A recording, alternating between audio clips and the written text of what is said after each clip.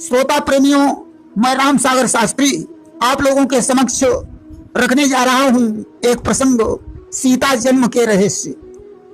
देखिए, सीता जन्म के 4 रहस्य हैं।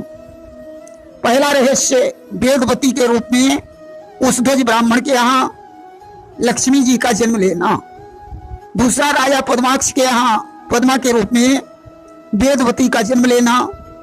तीसरा, ग्रतसमद ब्राह्मण का दंडकारण्य में यज्ञ करना। चौथा, रावण का कर स्वरूप संतों से खून मांगना। आइए अब हम सीता जन्म के पहले रहस्य पर दृष्टि डालते हैं। देखिए, एक बार की बात है, रावण पुष्पक विमान में बैठकर जंगल की सैर करने के लिए निकला कि एक समय सजी पुष्पक याना और बैठियो लंकेश पयाना। उसके साथ में सुख और सारण भी थे।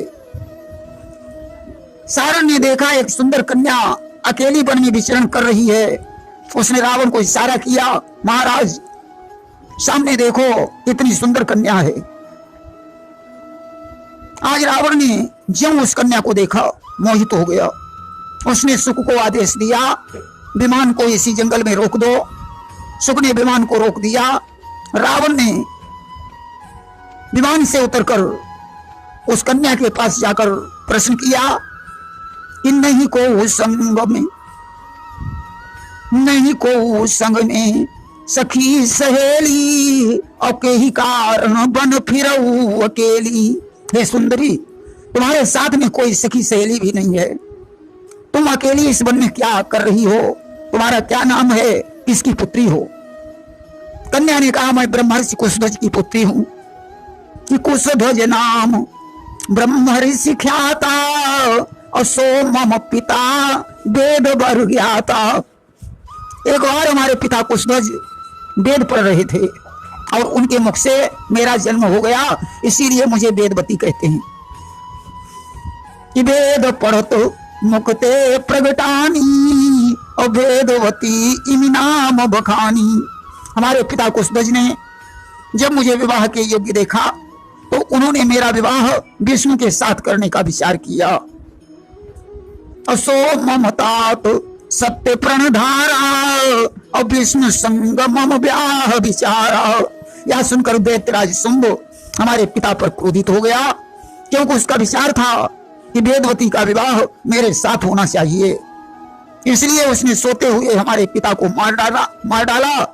सोवत हनि सो गयो पराई सती हुई मम मातु सुहाई। हमारी माता को बड़ा कष्ट हुआ। पिता के मर जाने पर वे उन्हीं के साथ सती हो गईं। अब संसार में मेरा कोई नहीं है, इसलिए मैं नित्य प्रति भगवान विष्णु की आराधना करती रहती हूँ। कि तब ते मैं नित हरि आराधम अपितु प्रण सत्य हेतु प्रण साधम। शायद हमारी तपस्या से प्रसन्न होकर पिता का प्रण पूरा हो जाए, अर्थात भगवान विष्णु की मैं पत्नी बन सकूं।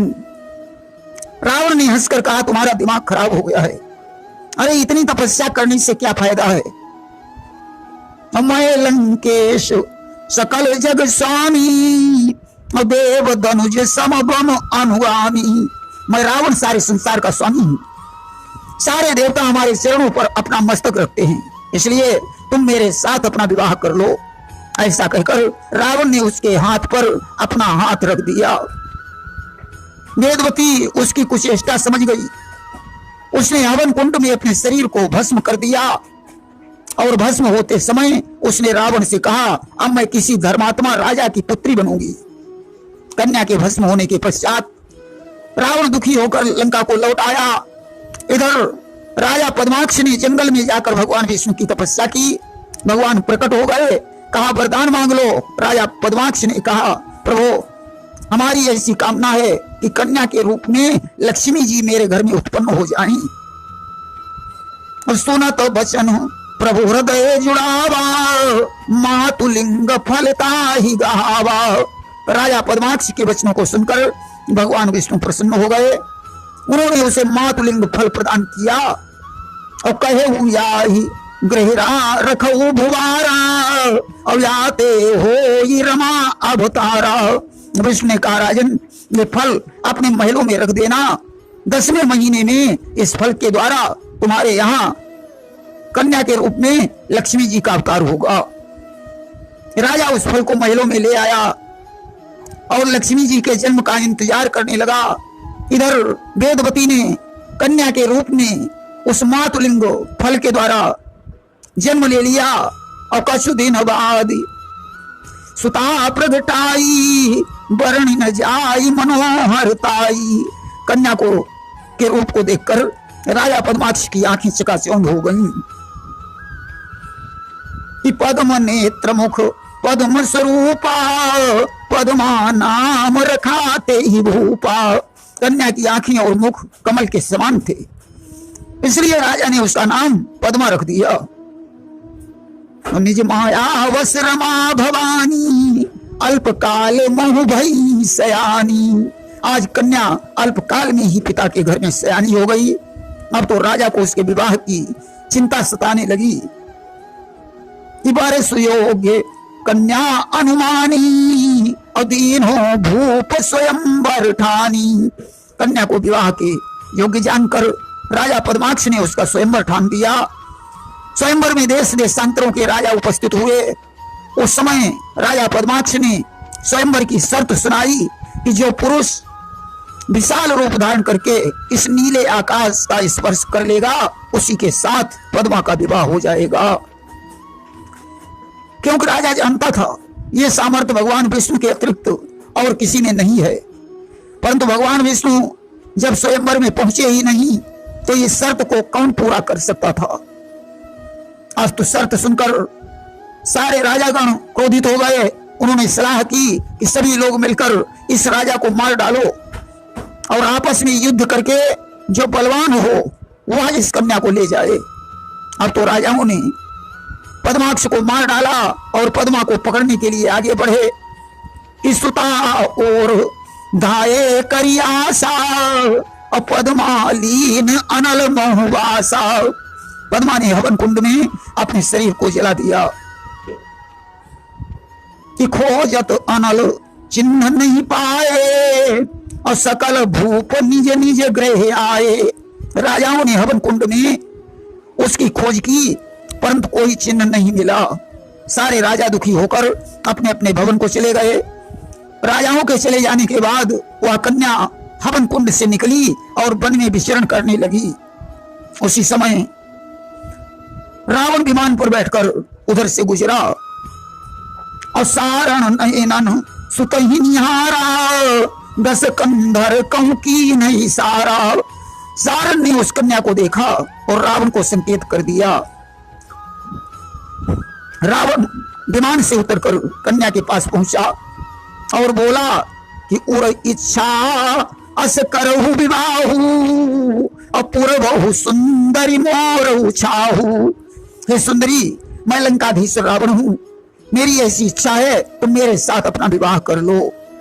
कन्या ने इनकार कर दिया। रावण ने उसे जबरदस्ती पकड़ने की कोशिश की तो कन्या ने अग्नि में अपना वास ले लिया। रावण ने उस आग में कन्या की खोज की।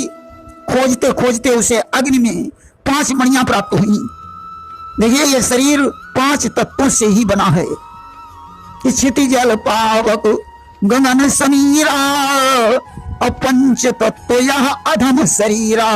रावण उन मणियों को उठा लाया और पिटारी में बंद कर विमान में रखकर लंकापुरी को चल पड़ा। विचार करता है, बड़ी सुंदर मणियां हैं, अब मैं इन मणियों को जब मंदोदरी को दूंगा तो वह बड़ी प्रसन्न हो जाएगी। रावण लंका में पहुंचा। उसने मंदोदरी से कहा, प्रिय, मैं तुम्हारे लिए 5 सुंदर मणियां लाया हूं। मंदोदरी ने कहा, मणियां कहाँ हैं? उसने कहा, विमान पर एक पिटारी में बंद हैं। मंदोदरी रावण के सहित विमान के पास पहुंची। रावण ने उस पिटारी को उठाने की कोशिश की, परंतु पिटारी नहीं हिली। तब रावण ने विमान पर ही पिटारी को खोला तो उसने देखा वही कन्या पिटारी में बंद है। अब तो मंदोदरी क्रोधित हो गई। उसने कहा, स्वामी, तुम मुझे मणियां बताकर जला रहे हो, तुम तो किसी कन्या का अपहरण करके लाए हो।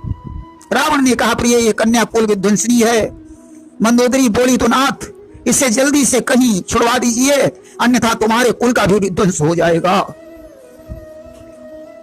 रावण उस पिटारी को बंद करने लगा। उस समय कन्या ने कहा, याद रख रावण, मैं कहीं कहीं भी रहूं, परंतु तेरा विध्वंस करने के लिए मुझे लंका में आना पड़ेगा। यह शब्द सुनकर रावण को क्रोध आ गया। आज उसने हाथ में तलवार उठाई कि कर मई लीन कृपाण उठाई, मारन हेतु चला अन्यायी। ज्यों तलवार का प्रहार करना चाहा, मंदोदरी ने हाथ पकड़ लिया, नहीं स्वामी, इसे मत मारो, अन्यथा अभी तुम्हारा विनाश हो जाएगा। आज रावण ने वही पिटारी जनक के राज्य में गड़वा दी, जिससे 12 वर्ष का अकाल पड़ गया। तब राजा और रानी ने मिलकर सोने का हल चलाया। हल का फल उस पिटारी से टकराया और पिटारी में एक सुंदर कन्या निकली। राजा जनक ने उस कन्या का पालन पोषण किया और सीता नाम रख दिया। वहीं सीता के जन्म का तीसरा रहस्य भी है कि एक बार गृतसमद नामक के एक ब्राह्मण ने लक्ष्मी जी को कन्या के रूप में प्राप्त करने के लिए ऋषि मुनियों को बुलाकर दंडकारण्य में यज्ञ करवाया। गृतसमद नाम के ब्राह्मण ने लक्ष्मी हित यज्ञ रचाया है। उस अनुष्ठान में ब्राह्मण ने ऋषि मुनियों को बुलवाया है। उस समय रावण के आदेश से यज्ञ करना, भगवान का भजन करना निषेध था। अब तो ज्यों रावण को यज्ञ की सूचना मिली, वह तत्काल भाग खड़ा हुआ और दंडकारण्य में पहुंचा। कि रावण को जब यह खबर मिली, तत्काल विपिन में आया है।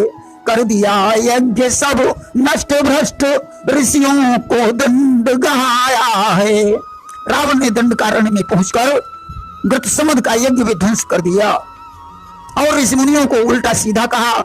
म्यान से तलवार निकाली कि तलवार खींच कर पापी ने सबके हाथों को काट लिया। उनके लोहू से घट भरकर लंकापुर को प्रस्थान किया। आज उसने यज्ञ करने वाले ऋषियों के हाथ काट लिए और उनके खून से घड़ा भर लिया और लंकापुरी को चला गया। वह घड़ा जाकर उसने मंदोदरी को दे दिया और कहा, प्रिय, इस घड़े को खोलकर मत देखना, इसमें जहर है। मंदोदरी तो वैसे भी रावण से परेशान रहती थी कि मंदोदरी यही सोचती थी, इस झंझट से मुक्ति पाऊं। इस घट में है जब जहर भरा, तो इसे पान कर मर जाऊं। वह तो यही सोचती रहती थी कि अब इस जीवन से मुझे मुक्ति मिल जाए। आज जहर का नाम सुनकर वो बड़ी प्रसन्न हो गई। रावण के चले जाने के बाद उसने जहर समझकर थोड़ा सा लहू मुख में डाल लिया। अब तो ज्यों उसने मुख में डाला, जहर का स्वाद तो कड़वा होता है, परंतु उसमें कड़वाहट नजर नहीं आई, तो उसने घड़े में ही उलट दिया कि मुख में डाला और उलट दिया। सोचा शायद यह जहर नहीं, इसका कुछ स्वाद और ही है, कड़वाहट आती नजर नहीं। अब तो ज्यों उस रक्त का नारी से संयोग हुआ, भ्रूण की उत्पत्ति हो गई। ये नारी के संयोग से हुआ भ्रूण तैयार, वही घड़ा दशकंठ ने अपने दूत पुकार। वही घड़ा रावण ने अपने दूतों को बुलाकर जनक के राज्य में गड़वा दिया, जहां 12 वर्ष का अकाल पड़ा। तब राजा रानी ने सोने का हल चलाया कि मिथिला में गड़वा दिया, जिससे पड़ा अकाल। हल जोतत कन्या मिली, जनक हुए खुशहाल। जहां हल जोतते समय उन्हें कन्या प्राप्त हुई, जनक ने उसका नाम सीता रख दिया। वहीं सीता जन्म का चौथा रहस्य भी है। एक बार रावण ने अपने दूतों को आदेश दिया, जाओ संतों से कर वसूल करो, अगर वे कर नहीं देते हैं तो उनका खून लेकर आना। और तब दूतन ते कहसी बुलाई, और तपस्यन ते लाभ कर जाई। आज आज्ञा पाकर दूत तपस्वियों के पास पहुंचे। उन्होंने कहा, महाराज रावण ने कर मंगाया है, अगर आप लोग कर नहीं दे सकते हैं तो अपना अपना रक्त दीजिए।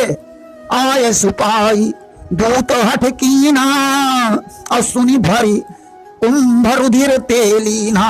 संतों ने अपना अपना खून दे दिया, दूतों ने उनके रक्त से घड़ा भर लिया। अब तो ऋषियों ने दूतों से कहा, अपने महाराज रावण को जाकर बता देना कि यह तपस्वियों के खून से भरा हुआ घड़ा है, यही घड़ा निशाचरों का नाश कर देगा। कि कहे जाई रावण के पास और यह घट करई निशाचर नासा। दूत घड़ा लेकर रावण के पास पहुंचे। उन्होंने ऋषियों के श्राप को बताया। अब तो रावण विचार करने लगा, इस घड़े को लंका में रखना ठीक नहीं होगा। कि तब दूतन ते कहा बुझाई, अवा बहु गाड़ी जनकपुर जाई। रावण ने दूतों से कहा, यह घड़ा ले जाकर जनक के राज्य में गड़ा देना, क्योंकि एक बार रावण भगवान शिव की सभा में राजा जनक से शास्त्रार्थ में परास्त हो गया था। इस शंभु सभा श्रुतिवादी मझारा, प्रथम ही रहा जनक ते हारा। इसीलिए रावण जनक पर क्रोधित था, अतः उसने जनक का विनाश करने के लिए वह घड़ा उनके राज्य में गड़वा दिया। अते ही गसते तहाँ कुंभ पठावा, और दूत गाड़ी मिथिलापुर आवा। अब तो वहां 12 वर्ष का अकाल पड़ गया। कि 12 वर्ष न बरसे पानी, और जनक राज तब की न किसानी। उस समय राजा ने पंडितों से पूछा, अब क्या करना चाहिए। पंडितों ने बताया, अगर आप अपनी रानी सुनैना के सहित सोने का हल चलाएं तो पानी बरसेगा। आज राजा और रानी ने मिलकर सोने का हल चलाया, और हल जो तत् कन्या प्रगटाई, वरण न जाई मनोहरताई। हल जोतते समय घड़े में से एक सुंदर कन्या निकली। राजा जनक उसे घर ले आए और भवन लाई। ते ही पालन कीना, सीता नाम तासु धरि दीना। राजा जनक ने उसका पालन पोषण किया और सीता नाम रख दिया। प्रेम से बोलिए सियावर रामचंद्र की जय।